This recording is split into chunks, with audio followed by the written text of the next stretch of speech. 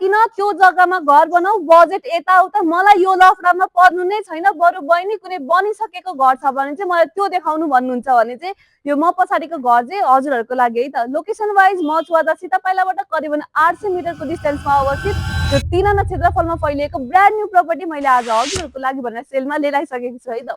अब फेसिङको कुरा गर्नुहुन्छ भने पूर्व मोडा फर्केको 13 फिट रोड एक्सेस भएको हजुरहरूले पाउन सक्नुहुन्छ।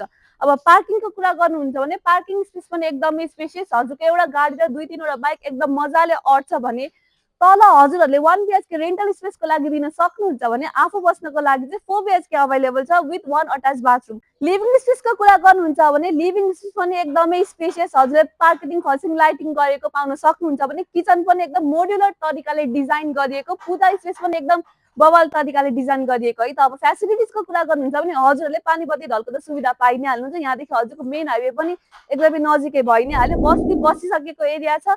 यदि यो घर चाहिँ हजुरहरू आफ्नो हातबाट गुमाउन चाहनुहुन्न भने चाँडोभन्दा चाँडो प्लिज डु कन्ट्याक्ट सारा सेवा टिम।